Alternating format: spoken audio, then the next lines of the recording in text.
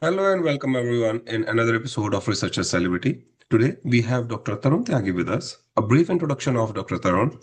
He has done his bachelor's in biotechnology from MIT University Noida, master's in biochemistry from Jivaji University Gwalior, India, and PhD in biomedical sciences from DRDO DIPS, Delhi, India. Then he moved to United States of America for postdoc at Yale and currently is a research faculty at Yale University, USA. With this brief introduction, would like to say thank you so much, Dr. Tarun, for taking time out for this conversation. Thank you so much. Thank you, Dr. Kushwaha. And it's a pleasure to be here.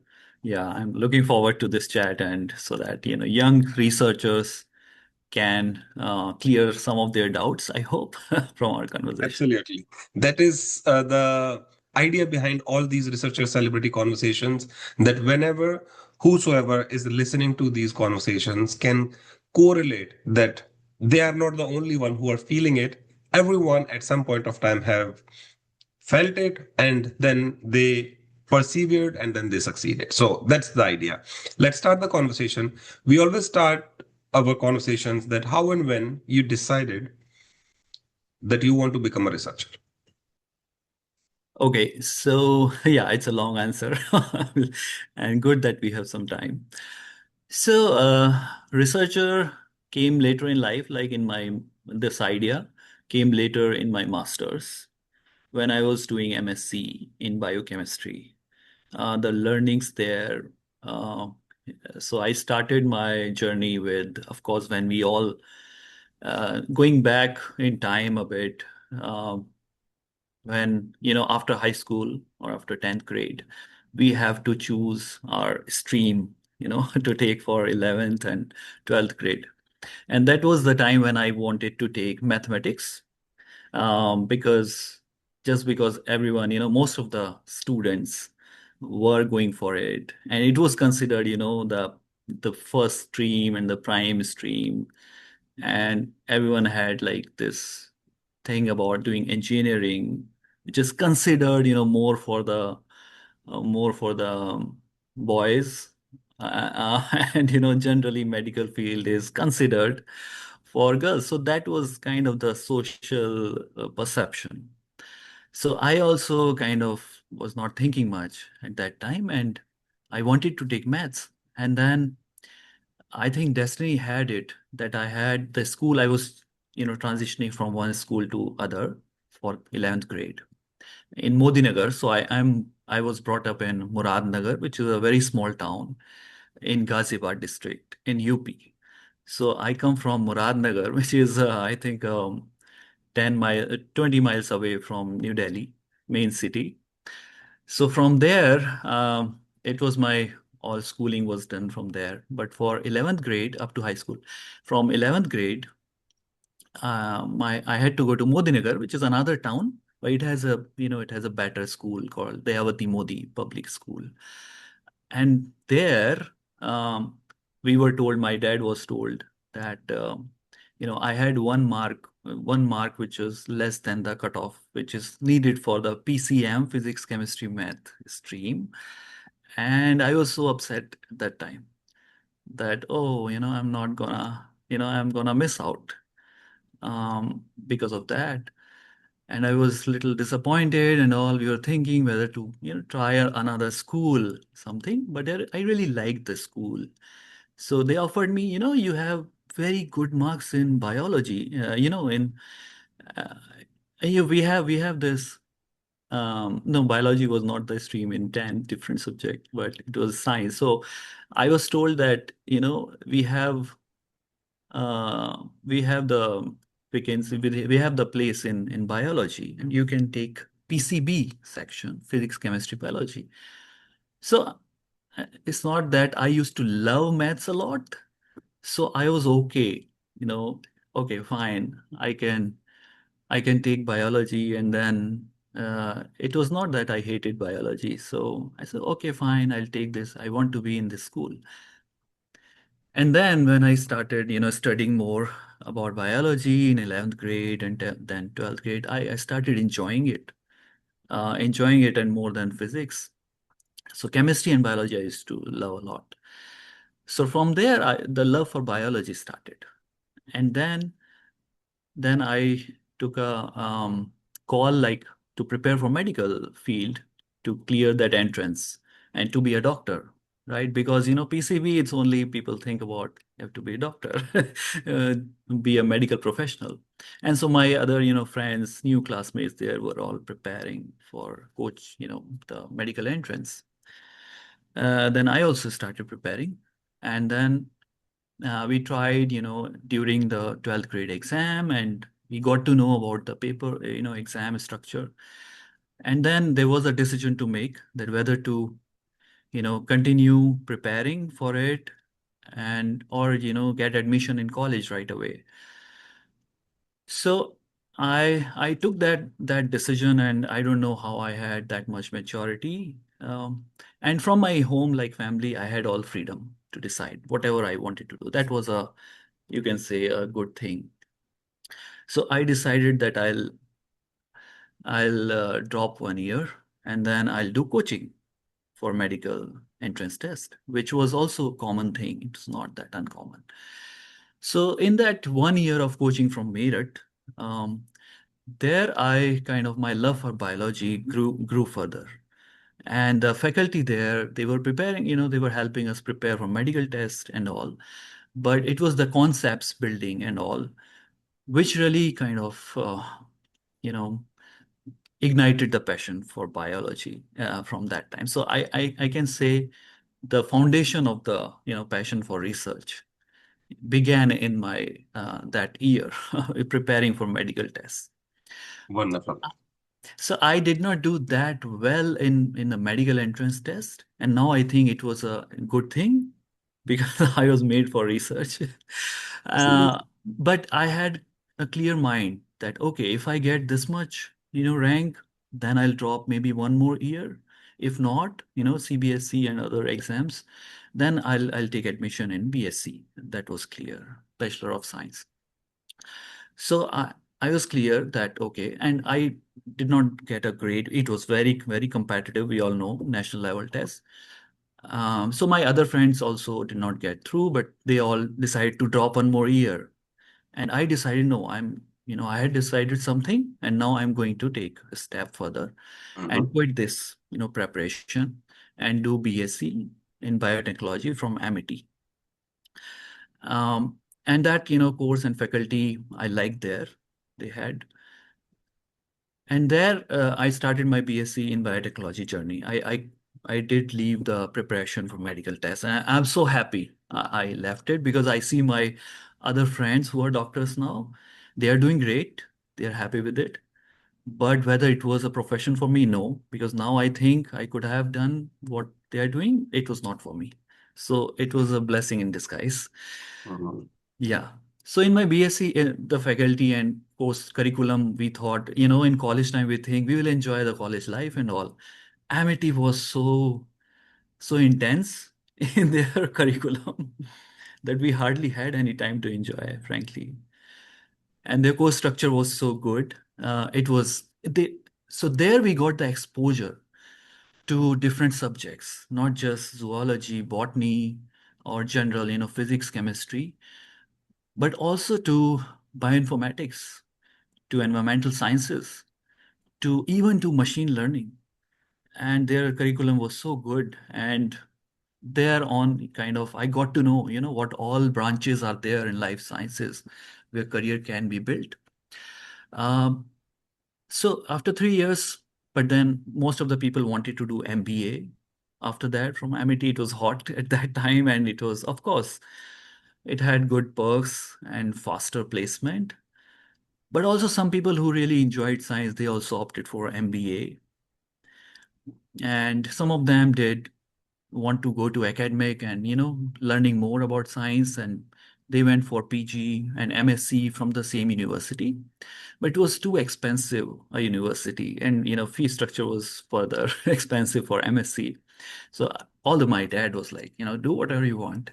But I wanted to explore more and see other options. So in that, why those years were important, not just as, learning in classroom, but the library had these old volumes of nature journals. And these were hard bind, old journals from 60s, 70s. And whenever we had time, although yes, we used to play games, sports, but sometimes I used to feel to when there were no, teacher available or faculty for some lectures or so I used to go to libraries. And there, those nature journals, I just started to read because, something related to what we were doing in classroom and studying. I also wanted to learn what the great scientists have done in past. And those papers kind of made me interested, actually. And this is something I did not know I'm going to do this, but it was fascinating that okay, these experimental sciences, okay, this much they do this and they test an idea and they do this much in mouse and rats and human, and ultimately you discover something which was not there, known to the world before that. So that was fascinating. I was entering a new world of science and research, but still I did not know whether I want to do that. But yeah, the love for science and research, grew there. Then after that, okay, I opted for I tried different entrance for MSc because I knew I have something for science, so I did not want to go to MBA. Um, and there were options of doing MSc or doing going for the job because that was also one option. I thought, okay, I have a degree now, maybe I can go for a job. So there were some campus placement, companies coming to campus, not many, but for BSc. But Reliance Life Sciences came. And Reliance was, we all know they were growing and they are still growing, but in different fields at that time. And Reliance Life Sciences kind of attracted me. So there was a vacancy for, I think, some not research, some associate or something, some rank. And they had this interview to be held in Delhi, and I was excited. I said, let's try, and I can do a job.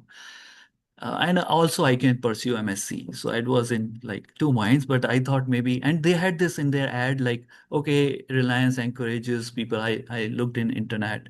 Reliance encourages people to do their PG also if they are joining at, graduation level. I was like, okay, I can do research and then I can also study for my PG. I can earn and not be a burden on my family, although I was not, but I used to think to be, independent early in life. So I went to the interview, and maybe I can answer this further in further questions. But the love for research grew there, and in my MSc, I had great faculties in Jivaji University, so they kind of also helped me delve deeper into research, scientific research and concepts. But I can say a personal reason. So this was a more, you can say, curricular reason or academic reason. There was a big personal reason. My dad had this disease in his limbs, in his legs, both the legs, called deep vein thrombosis. Mhm. Okay. And he used to have these very big wounds in legs, which required dressing every day, every morning. And then he had very busy lifestyle from morning to night, and he used to be in pain every day, every morning. And these wounds, because of the deep vein thrombosis disease, these wounds do not heal. Like they cannot be cured once they develop. So that made me interested into disease research and biomedical research. That okay, there are diseases even in today's life there's no cure for that. So there were treatments, but there were no cure. So there, I got interested in biomedical research. That I used to read about it, and then in my MSc final year, we lost him. He passed away. He passed away because of cancer of esophagus, and that was another big event, which made me interested more into the research into this biomedical field. So yeah, so that was a personal reason. No, I think having those what do we say, that those decision making points, as you mentioned, I would like to tell all the audience, whosoever is listening to this conversation, that Dr. Tarun started very early, given all the freedom from family to do whatever you want. But there are some times that research actually picks you up. He wanted to become an engineer, but that one point. So for all the students, if you are just passed out your 10th or 12th and you think that you lack one that point, who knows that you might be in the right path because of that one less point. So never get disheartened, and making those decisions, as Dr. Tarun mentioned, at time to time, that what you really want to do, what you do not want to do is also equally important, because everyone has their own path. People do after bachelor's MBA, obviously that is the path which they want to walk on, but you making those decisions and then stick to it, that is very important. The thing is, the motivation can be academic, as Dr. Tarun said, can be personal, but if once you commit to it, then you stick to it. There is very big debate of when people say that what is success. Everyone has their own metrics for that, but for researchers, having that core in that you want to make this world better, everyone says, but you are coming up with a thought that, okay, I have experienced it, I want this for everyone else, where I can help it, I can develop either therapeutics or whatnot. All this is what makes us all researcher, first thing, and second, that how we can contribute to and give back to the society. Speaking of which, Dr. Tarun, you mentioned that you read hardbound journals. I think the current generation probably no never have seen that, but this was like 20 years ago, when people do need to go to libraries, look for journals, and then read those papers. But now, when you did committed yourself for PhD in DRDO, let's take a minute to say what were the parameters were or key factors when you chose DRDO for your PhD? So that's a great question. Uh, I wanted to do PhD when I qualified my ICMR Research Fellowship GRF exam, which is Indian Council of Medical Research for the viewers. So ICMR GRF is one of the prestigious way to get a fellowship for PhD. So after clearing that exam, I had high chances to get into a premier research institute for PhD. So I started applying and I applied to different places I wanted to do in Delhi and around that. So I did apply to different institutes, and then it was just an ad in newspaper, which I used to look for, that DRDO is inviting applications for PhD. And I did not know anyone there, so it was not through anyone telling me or something. So it was just another institute. I thought I'll go there and see how the institute is and all. So basically, it was just that it was a Delhi institute and it was a defense institute, which I thought would be interesting to work in.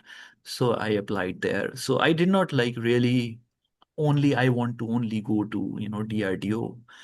But when I went there and, got in contact with Dr. Zahid Ashraf during interview, and he really asked some tough questions. He liked me and he offered me a PhD position. And I was his first PhD student there.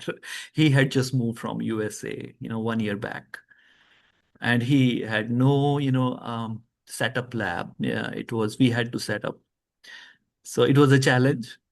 They were like, okay, you go in a big lab which is already set up by very senior, scientists, or the scientist who is very passionate, eager to do great thing, but has not really set up lab yet. So it was a challenge for him, of course, but for me as well to start in that lab, my PhD. But then, in the interview, I really had that vibe matching, and he was so excited and I was so excited. It was we are going to do great things, I think, there. So that was the time I decided.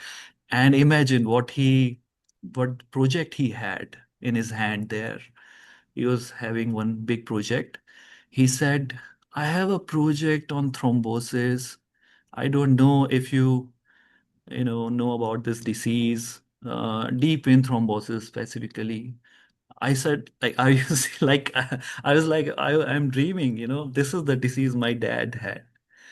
And deep vein thrombosis, and he was offering, we are going to do work on platelets in DVT, in the soldiers who are posted on high altitudes. As I'm all for it. And I told him my personal reason also for that. And yeah, it was, I think, destiny had me there. So yeah, that was So how how it's was the journey? How was the journey of PhD? PhD. It was a roller coaster. Like I said, it's a new lab. He was very supportive, advisor, great mentor, I should say. But then, there were technical issues and other things, which is when you start and you don't have a senior in the lab to help you. So it took some time. Um, but then there were limited resources and all, but still we were together, we were able to troubleshoot. So it was a roller coaster. There were times when we had some bureaucratic bottlenecks or some, approval issues, which is okay, which is the protocol. In the being in defense, it was little more than the other institutes. They're more particular about everything. So there were those things we used to get, reagents, if ordered today, may come after 6 months. So you had to really start plan early. And Mhm. then, yeah, you cannot just decide, okay, tomorrow, like here in US, we decide next week I need something, I can order now. And it will be approved in 1 day, 2 days. And thing will be here. But it was not there, right? Like this. And which is fine, which is there. Every country, their work is culture is different, which is okay. Mhm. But that was the thing, like we had to plan early and do. So that was a kind of a, you can say, work challenge. Then there were personal challenges. When your experiment do not work, you doubt yourself. And uh, the journey was like at one time I was very low. There are times, always in PhD. So that time, I think you really need to be clear that if you have any other option. And for me, there was no other option. I had to do this, be on the ICMR GRF fellowship, which was going on. And there were financial reasons also. So I had started it and I was enjoying the subject and all. But yes, whether I'll be able to complete in time and job prospects and everything, that was not clear. So it was a journey was again bumpy. It was a bumpy ride because of different issues. But yes, I had a good support from my advisor and colleagues later on, juniors who joined in the lab. So ultimately, I enjoyed it, and I'm glad. Like I started it there. But yeah, I can say I was also lucky. I was lucky that I got a great publication from there. It was very rare to get in 3.5 years of PhD, a very big paper. So it was like a dream coming true there. After that, after those bottlenecks, the initial bumpy ride, and then it became very smooth. Wonderful. So, based on your experience, when uh, this is one of the important part of these conversations, when we talk about like when you are going through that tough phase, when the imposter syndrome start kicking in, you started doubting yourself. Do you belong there? Will you be able to do it? Shall I quit? So, all those questions, when you were living that based on your experience and the peers also whenever you had them, what you can share with our audiences here, that how they can keep their head above the surface of the water so that they can breathe and they know that they should be able to sail through it. I think uh, one should remember that there are times and phases, and difficult phases come and go. So one thing is that you can just wait that phase to pass over and keep yourself confident and do what you are supposed to do. make sure that you are giving your best. Future, nobody knows. If everything goes fine today, tomorrow can be different. So if everything is going not going that well today, tomorrow can be different, and it may be different for good and can be positively different also. But one has to be confident that yes, I am good in this field. I am kind of made for this, and I can do this, for many, many years or decades. So I think that is very important. If you are clear that you don't know which way you will go, you don't know whether you'll join industry, a company right after PhD, or you will join something else, you will go for postdoc, the typical traditional academic route. But if you are clear that what you're doing suits you, suits your personality, because we are all so different in our Yes. approach. But if you, for example, if someone doesn't have enough patience, which is their personality, which is okay, not everyone has, a lot of patience. So PhD teaches you patience.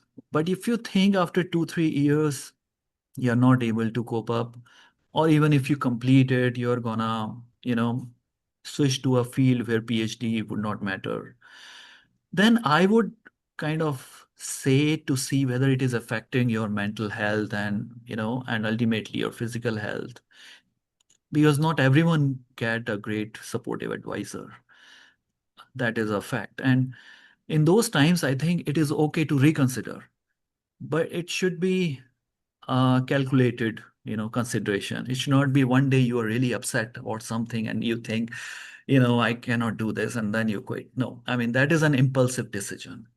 If you think continuously for many, many months or 1 year you are in this phase, it's difficult to continue, then consider quitting, which is okay. Some people say that no, you cannot quit.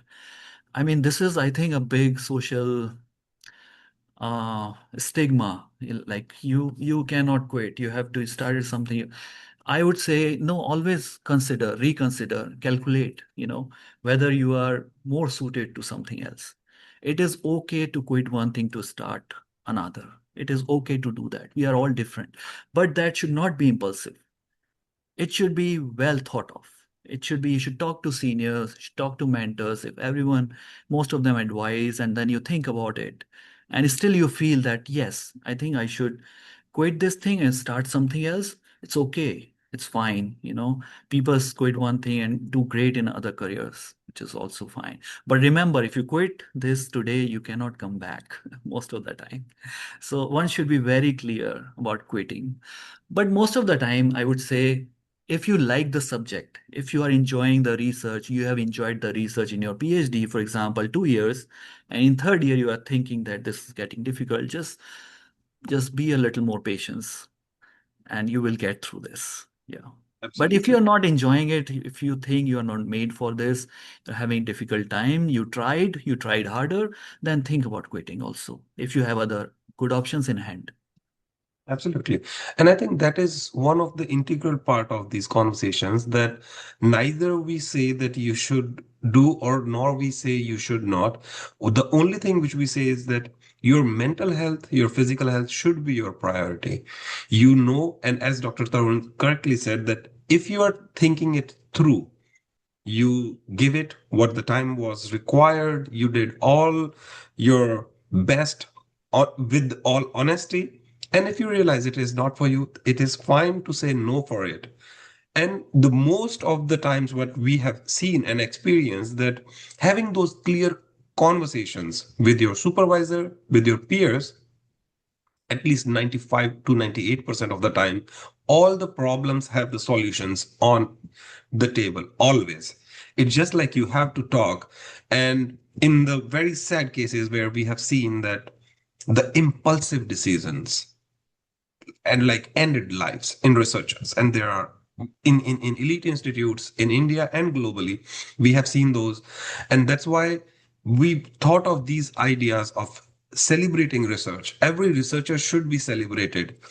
And once you have this idea that there are people who are ready to support you, you might, as Dr. Tarun said, that all of us have different personalities. Some of us likes to go and talk to people. Some of us just do not want to talk to people, but they go to nature, rejuvenate yourself. Just always be very vigilant for your thought process, for your mental health.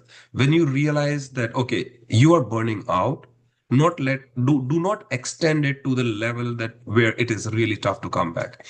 Take a break, go do whatever makes you happy, rejuvenate yourself, come back again.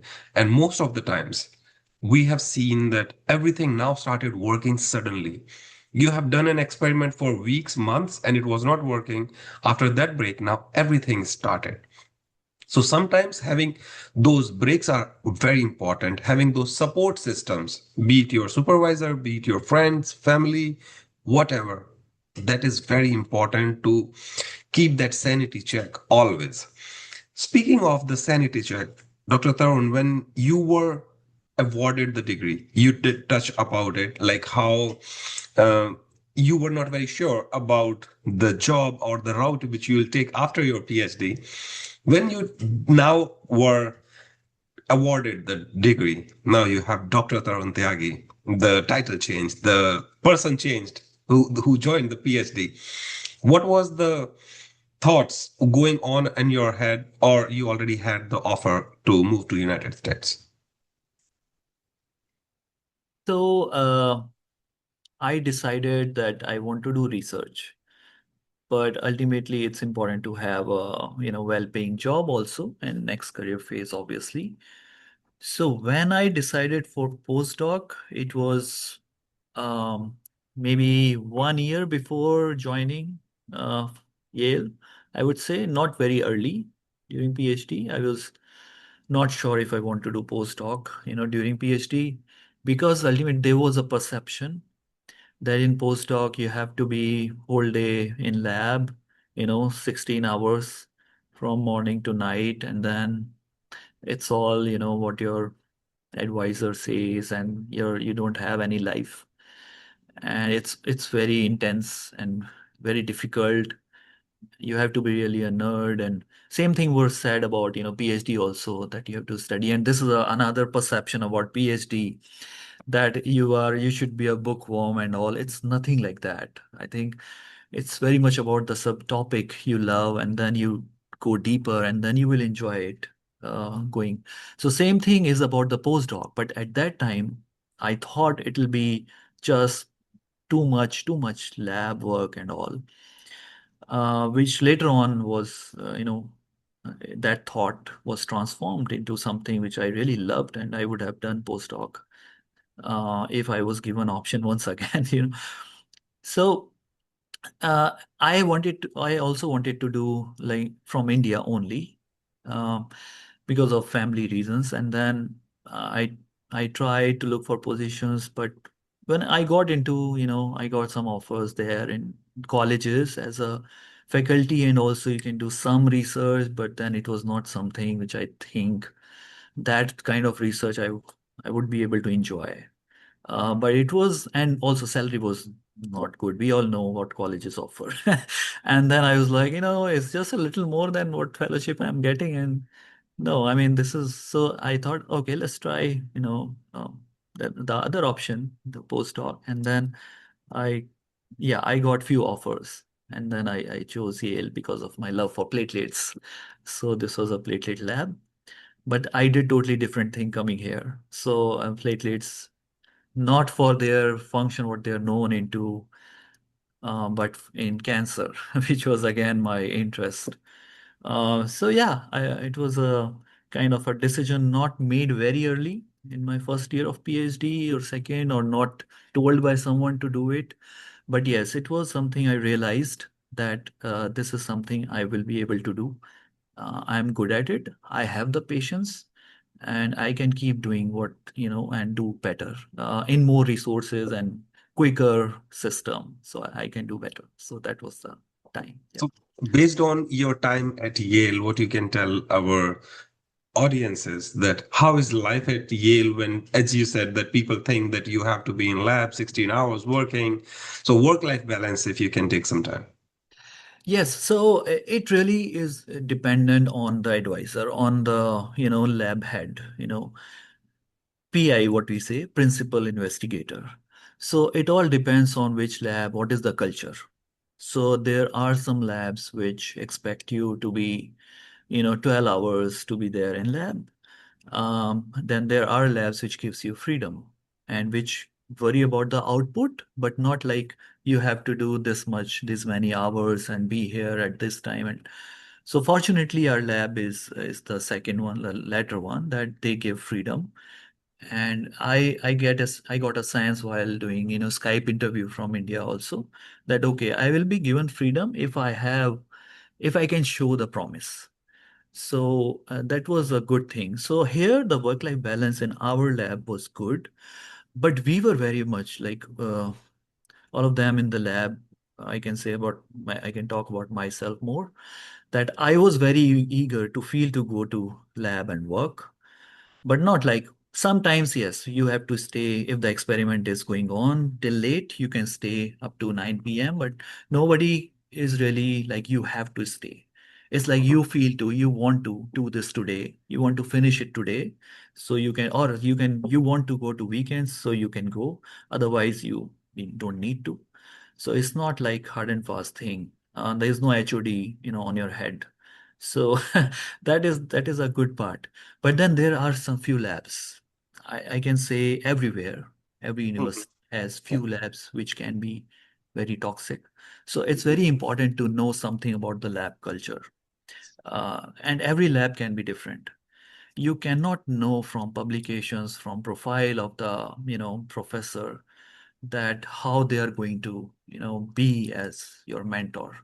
So try to talk to, I would say, to young PhD who are completing their PhD, postdoc candidates, that go and look for the lab culture, talk to the seniors, see where they are, the previous, postdoc trainees, where they are now, what they're doing. Reach out to them. It's a very open culture, at least in US. You can talk to anyone and say, and they are happy to help.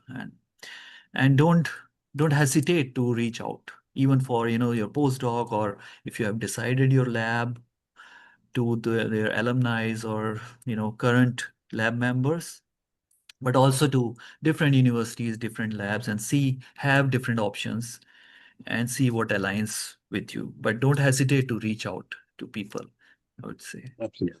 No, I think that is very important piece of information, and we also encourage everyone that before committing yourself to lab, if you have this opportunity to interact with the previous and the current lab members, that gives you the fair idea, because we always say that not one mentor is perfect for the rest of the mentees and vice versa. You have to see that how you gel up, your vibes match, because you have to be on the common ground where you can flourish, you can learn, and the PI who actually hires you also get enough of publications or whatever they are looking for, because there is no way that only one is miserable.